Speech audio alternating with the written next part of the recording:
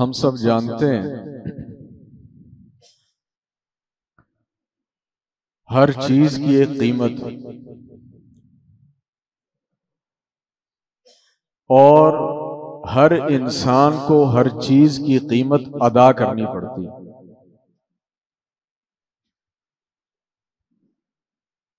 सोना, कीमती मोती, उसके बाद वाइट गोल्ड और भी ना जाने कितनी बेशुमार चीजें होंगी। बिल्कुल इसी तरीके से अल्लाह रब्बुल आलमीन की जो अशिया हैं उनकी भी एक कीमत, और अल्लाह रब्बुल आलमीन की जो सबसे कीमती चीज है वो अल्लाह रब्बुल आलमीन की बनाई हुई जन्नत है। अल्लाह रब्बुल आलमीन हम सबको हिदायत नसीब फरमाए। बसा औकात हम समझ लेते हैं या कुछ लोगों का ये ख्याल है कि रब्बुल आलमीन बड़ा गफूर रहीम है, वो बड़ा बख्शने वाला है, उसने हमें अजाब देकर क्या करना, बस हम मुवाहिद हैं, उसकी तौहीद के कायल हैं, तो जन्नत हमारी नहीं तो किसकी है। देखने में ये बात जितनी आसान, सहल और मुमकिन लगती है, ये बात उस कदर ही मुश्किल और उस कदर ही कॉम्प्लिकेटेड है। अल्लाह के रसूल सल्लल्लाहु अलैहि वसल्लम ने फरमाया कि लोगों, सिलातुल्लाहि गालिया, रब का जो सौदा है ये बड़ा महंगा है। जरा तसव्वुर करें, जिस चीज को जुबाने वही महंगा कर दे या जिस चीज को जुबाने वही महंगी बताए, वो कितनी महंगी होगी। जिसे वही की जुबान कह रही है कि वो महंगी, वो किस कदर महंगी होगी।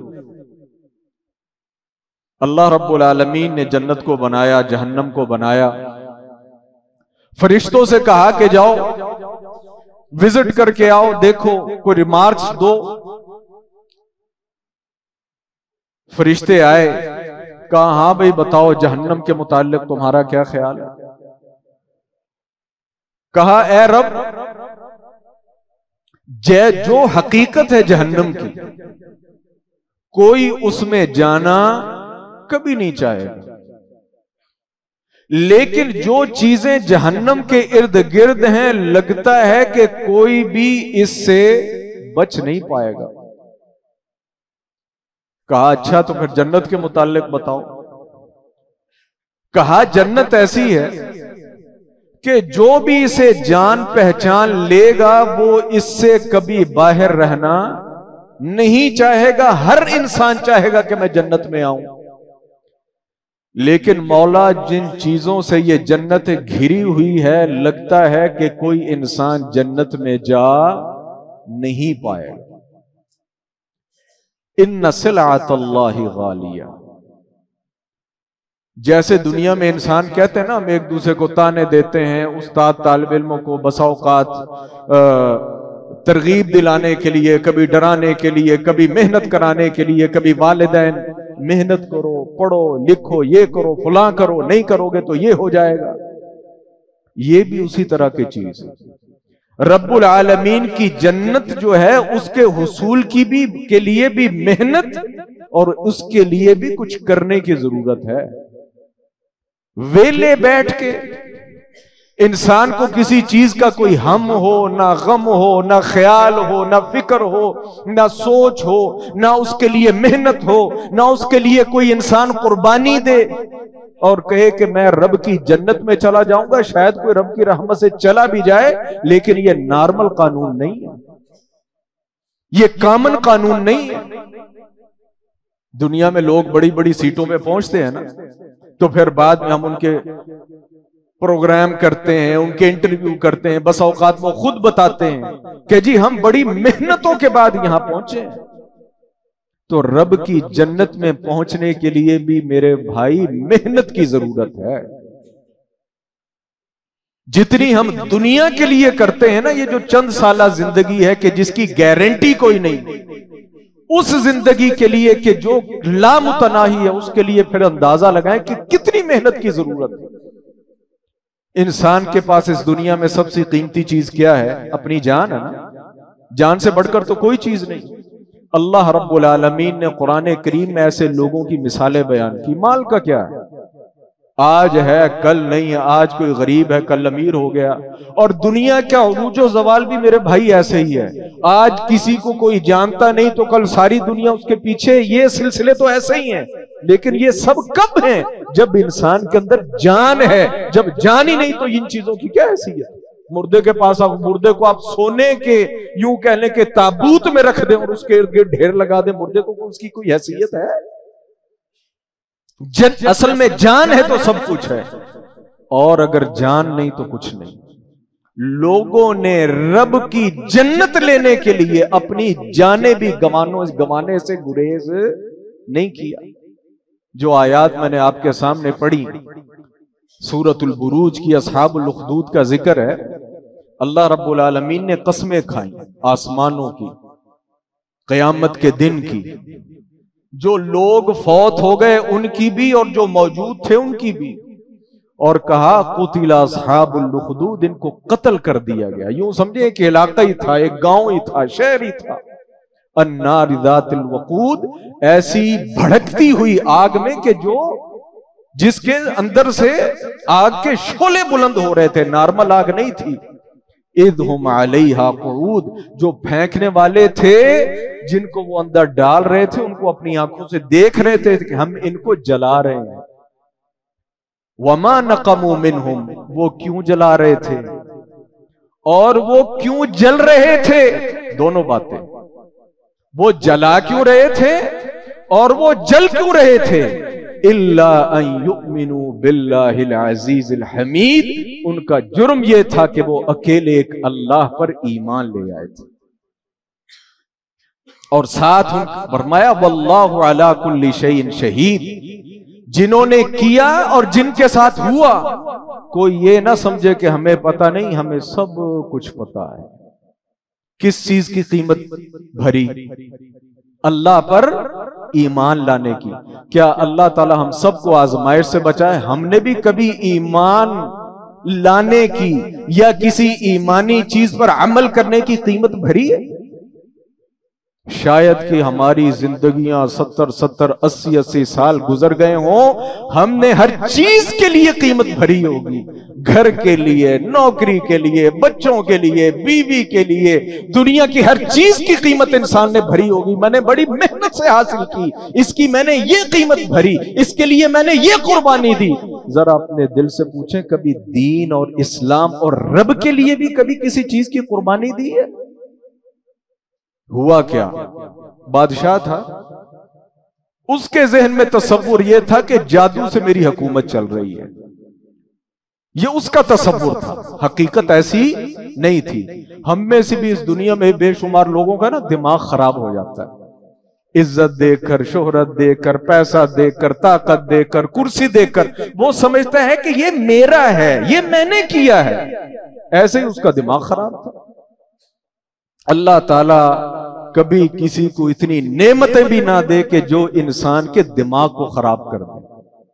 ये दुआ भी, बाज दुआएं भी इस माने के अंदर मिलती कि वो नेमत जो इंसान को कुफरान की तरफ ले जाए, अल्लाह ऐसी नेमत से भी बचाए।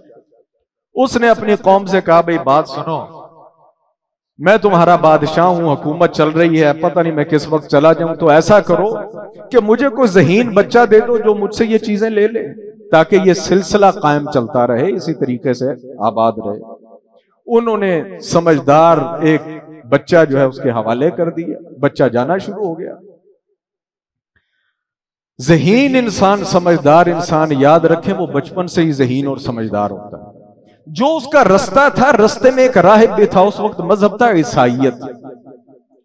वो भी अपनी दावत और तबलीग के अंदर लगा होता था। वो बच्चे के कहीं कान में पड़ा, किसी दिन बच्चा उसके पास बैठ गया, उसे राहिब की बातें अच्छी लगी, तो अब वो क्या करने लगा, हर रोज जाते हुए कोई 10, 15, 20 मिनट या जितना भी था वो राहिब के पास बैठ गया।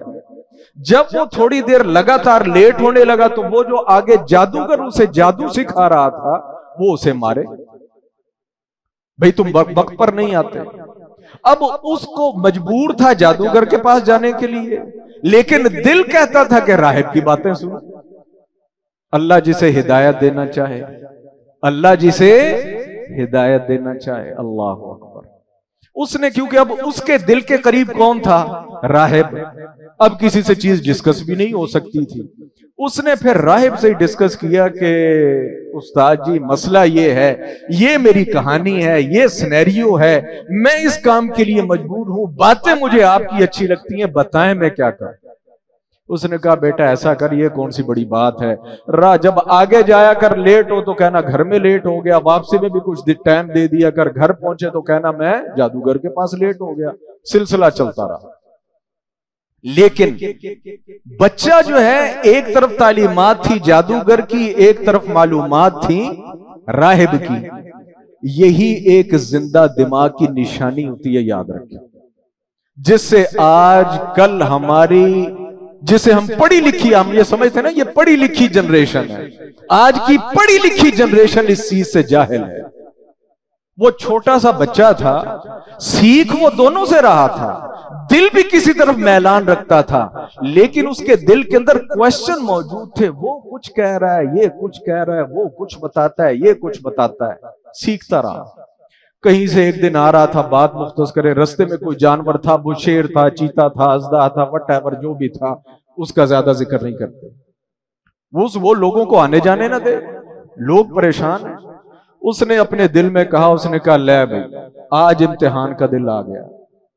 उसने अल्लाह से दुआ की, उसने कहा अल्लाह अगर ये राहिब, अल्लाह की बात करता था ना, अगर ये राहिब सच्चा है और राहिब की बात दुरुस्त है, मेरे मौला है राहिब के रब, जिसकी वो मुझे तालीम देता है, उसके नाम से मैं ये कंकर इस जानवर को मार रहा हूं, इससे हमारी जान छुड़ा दे। वो उसने कंकर ही मारा, वो जानवर मर गया। वो लोग आने जाने लगे, बस इससे क्या हुआ, शोहरत हो गई।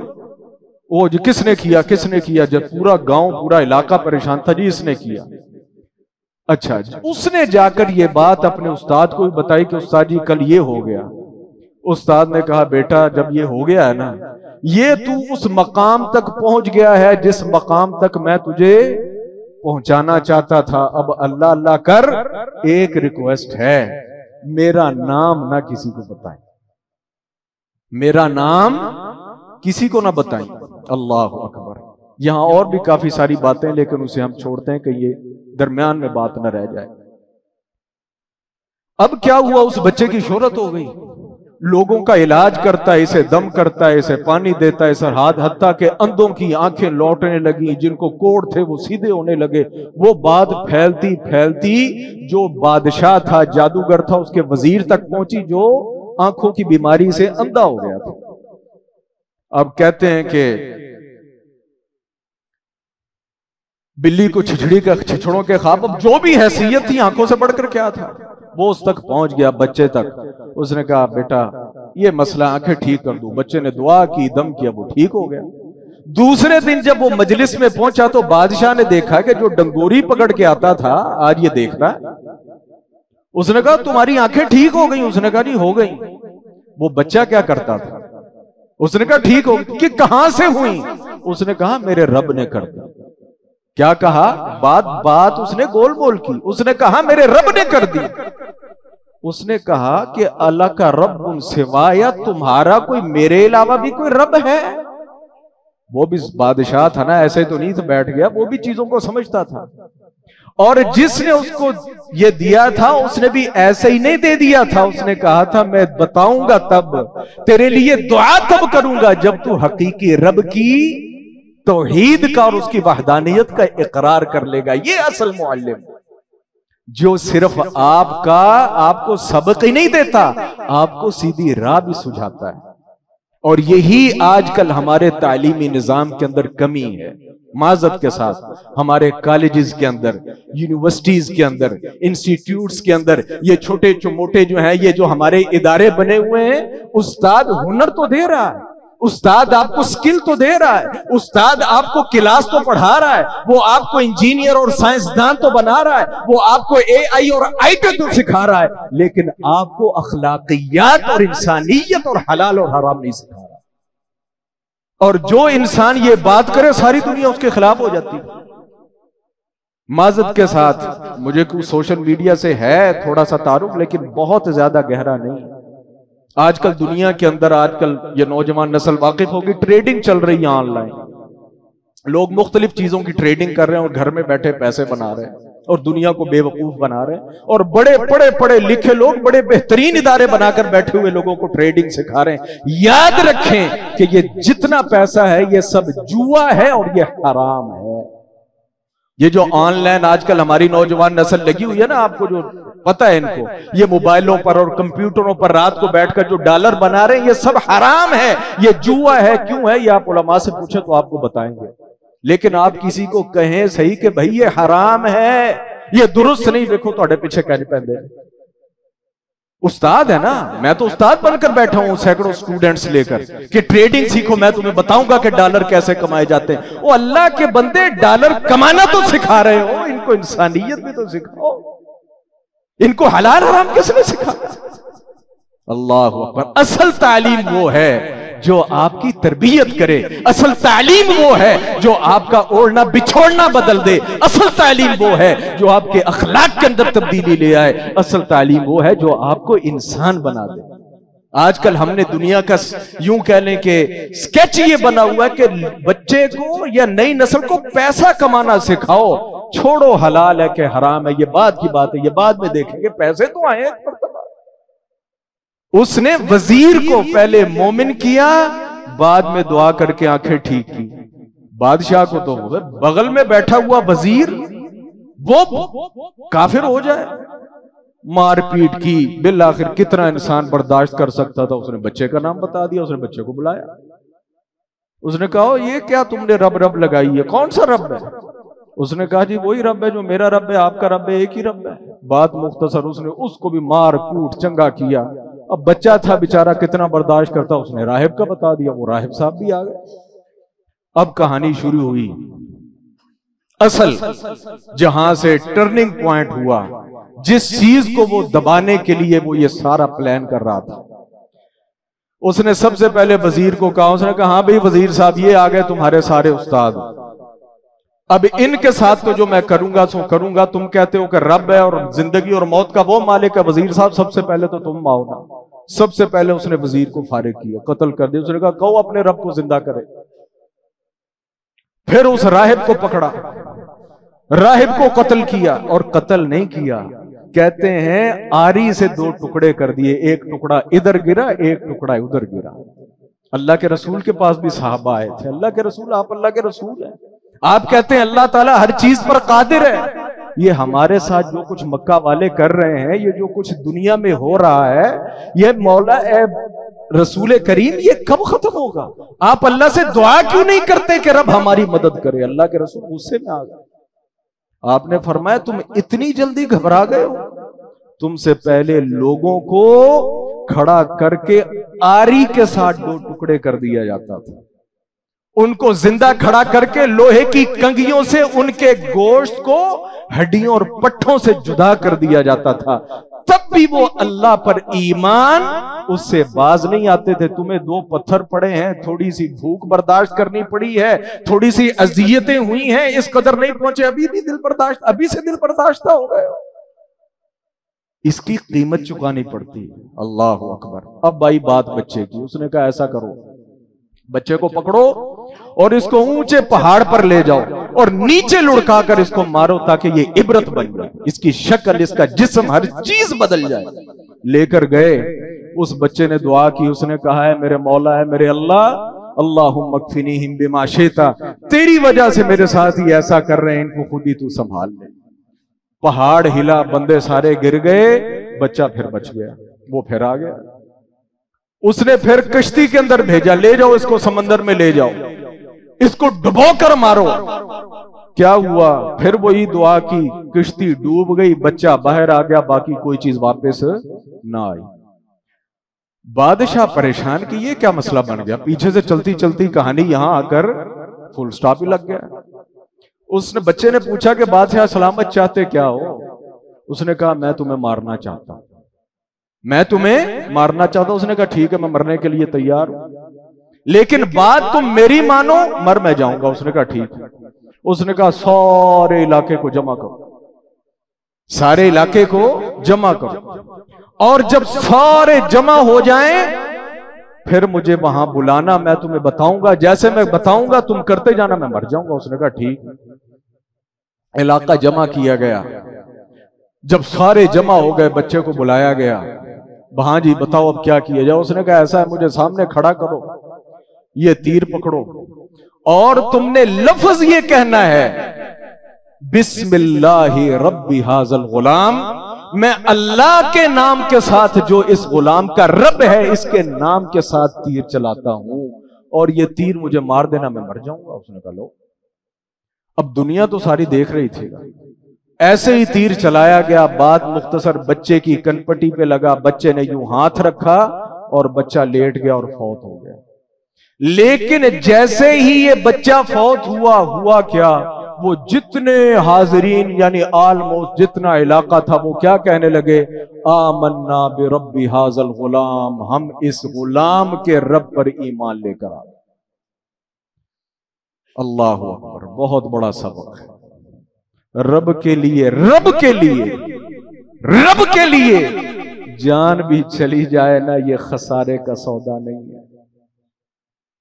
रसूल के लिए जान भी चली जाए, ये खसारे का सौदा नहीं है। भागता दौड़ते करीबी गए बादशाह के पास। बादशाह सलाम जड़ी शायद डर सी ओई हो गई है। उन्होंने कहा क्या हो गया? उसने कहा लो, वो सारा इलाका, सारे लोग आपका इनकार करके उस बच्चे के रब पर ईमान ले। उसने कहा अच्छा, इनका भी इलाज कर लेंगे। क्या इलाज करेंगे? कहा बड़े बड़े जनाब वो अलाव जलाओ आग के, और ऐसे ही हुआ। बाद में आग के अलाव जलाए गए। वो बादशाह था, फौज भी होगी, कोई ताकत भी होगी, बंदों को गिराया जा रहा है, गिराया जा रहा है, गिराया जा रहा है। रिवायत है, उसी रिवायत का आखिरी हिस्सा है कि एक माँ थी, उसकी गोद में बच्चा था, और माँ ये बच्चे से ज्यादा, बच्चे को ज्यादा तरजीह देती है। वो कभी बच्चे को देखे, कभी अपने आप को देखे कि मेरा बच्चा बच जाए। कहते हैं कि बच्चा फिर बोला, उसने कहा अम्मा ये आग नहीं, ये जन्नत है, तू छलांग लगा दे। ये आग नहीं, ये जन्नत है, तू छलांग लगा दे। और उस औरत ने छलांग लगा दी। उस औरत ने वस्समाइ ज़ातिल बुरूज वल यौमिल मौऊद व शाहिदिन व मशहूद कुतिला अस्हाबुल उखदूद अन्नारि ज़ातिल वक़ूद इज़ हुम अलैहा क़ुऊद। फिरौन के जो साथी, जो जादूगर थे, जो जनाबे मूसा का मुकाबला करने के लिए आए थे, हकीकत पसंद थे ना, कहा क्या कहा, आमन्ना बिरब्बि हारून व मूसा। जब जादू उनको पता चल गया ये मूसा का जादू नहीं है, तो हम धोखा देते हैं, मूसा की बात धोखा नहीं। इन्ना आमन्ना बिरब्बिल आलमीन, हम रब्बुल आलमीन पर ईमान ले आए। रब्बे मूसा व हारून, जो मूसा और हारून का रब है। यहां तसव्वुर करें, जो जादूगर थे वो फिरौन के मुकर्रब थे। और फिरौन कौन था? जो अना रब्बुकुमुल आला कहता था कि मैं सबसे बड़ा रब हूं, जिसकी हुकूमत भी थी, जिसकी ताकत भी थी, और जादूगरों के सर पर सारी फिल्म चलाई हुई थी। ये वही जादूगर थे। पहले भी मकाम थोड़ा नहीं था जादूगरों का। तसव्वुर करें, जादूगरों का मकाम थोड़ा नहीं था। यहां तो फिर वो जादू फिरौन की इज्जत और यूं कह लें हुकूमत बचाने के लिए आए थे, और वादा किया था फिरौन ने कि मैं तुम्हें इतना नवाजूंगा कि याद रखोगे। लेकिन जब हकीकत का इल्म हुआ तो फौरन क्या किया? ईमान ले आए। फिरौन ने कहा लउक़त्तिअन्ना ऐदियकुम व अर्जुलकुम मिन खिलाफिन व लउसल्लिबन्नकुम अजमईन। मैं सिर्फ कत्ल नहीं करूंगा, दायां हाथ बायां पांव, बायां हाथ दायां पांव काट के अज़ियतनाक मौत दूंगा और तुम्हें सूली पर लटकाऊंगा। वो सूली ऐसी नहीं होती थी जैसे हमारे यहां लटकाई जाती है। वो क्या करते थे? ऐसे टी की शक्ल की स्लीप बनाते थे, इंसान को ऐसा खड़े कर दिया जाता था और यहां फिर कील ठोक कर इंसान को लटका दिया जाता था। वो उसी हालत में ही लटका रहता था, को सूख कर मर गया, को भूख से मर गया, को परिंदों के खाने से मर गया। बड़ी अजियतनाक मौत होती थी। एक इंसान जख्मी हो और इस हालत में उसे लटका दिया जाए, अंदाजा लगाएं तकलीफ का। उन्होंने क्या कहा? उन्होंने कहा कि रब्बना अफ्रिग अलैना सब्रा। अल्लाह से दुआ की, ऐ अल्लाह हम तुझ पर ईमान ले आए हैं, अब ये जो हमारी प्रोटेक्शन करता था, हमें इज्जत देता था, हमारी जान का मुखालिफ हो गया है और मारने की धमकी दे रहा है। ऐ अल्लाह अब तू ही हमें सब्र अता फरमाना। सारी दुनिया की इज्जत, शोहरत, माल दौलत, हमारी तरह के इंसान ही थे ना, बीवी, बच्चे, खानदान, हर चीज किसके लिए कुर्बान की?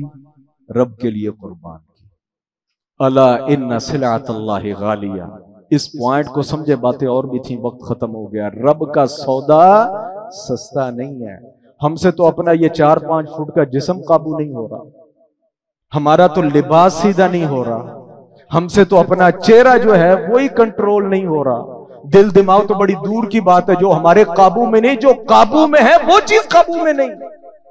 आज हमारी मां, बहन, बेटी सब कुछ पढ़ लिख गई, सब कुछ पढ़ लिख गई, दुनिया में आला मकाम तक पहुंच गई, लेकिन अल्लाह और उसके रसूल के मोटे मोटे पैगामात उनको समझकर उनको अपने ऊपर लागू नहीं कर सकी। मेरे भाई, दुनिया के लिए ही करते हैं ना, माजत के साथ। मैं दाढ़ी रख लूंगा, फर्ज किया, मैंने कोई दाढ़ी रख ली, ठीक है, बंदा थोड़ी ना रखे, मैं तो, मेरी बात गलती होगी शायद, मैं कहता हूं यार छोटी रख लो, रखो तो सही। दाढ़ी नहीं हम रख सके, कोई होगा जो अपनी वजह से, नहीं तो लोगों ने कोई ना कोई उजर, जो जॉब का मसला है, कोई इदारे का मसला है, कोई फलां का मसला है जी। ये दुनिया के लिए, अल्लाह के लिए मैंने और आपने क्या किया? कोई एक बात ही बता दे। बताना क्या है, दिल में ही सोच लें। और रब के लिए किसी बंदे ने टेह नहीं तोड़ दी हो ना, रब के लिए, रब उसकी कदर इतनी करता है कि जन्नत दे देता है। कभी अपने आप से पूछिएगा कि हमने रब की जन्नत लेने के लिए कौन सी कुर्बानी दी है? कुरान ने तवातुर के साथ, एक नहीं कई वाकयात हैं जहां रब ने जिक्र के ईमान की वजह से लोगों ने मौत कबूल की, और सिर्फ सिंपल मौत नहीं, बड़ी अजियतनाक मौत कबूल की। हम तो 1 रुपए और 1 टके पर अपने ईमान को बेच देते हैं। हमारे लिए सब कुछ दुनिया है, सब कुछ पैसा है, सब कुछ घर है, सब कुछ बीवी है, सब कुछ बच्चे हैं। अगर नहीं हैसियत तो हमारी नजर में सिर्फ अल्लाह और उसके रसूल या ईमान की नहीं। मेरे भाई, हमें बहुत ज्यादा अपनी इस्लाह की जरूरत है, बहुत ज्यादा, बहुत ज्यादा। अल्लाह ताला से दुआ है रब्बुल आलमीन हमें ईमान की हैसियत और कीमत समझने की तौफीक अता फरमाए। हम रवा रवी वाले और ये सरसरे से मुसलमान न बने, बल्कि सही माने में मोमिन मुसलमान बने। ये नीयत किया करें, इस अहद को दोहराया करें, अपने रब से कह ही दिया करें। ना करना बात की बात है, मेरे मौला अगर तेरे दीन के लिए किसी भी चीज की कुर्बानी देने की जरूरत पड़ी, मैं पीछे नहीं हटूंगा। बंदा कह तो सकता है कि नहीं, कभी कहा करें अपने रब से, क्या पता कहने से ही इंसान के दिल में ये बात उतर जाए, यार जो तू कहता और है, करता तू दिन को कुछ और है। अल्लाह ताला हमारे दिलों को बदल दे। वाखिर दामाना।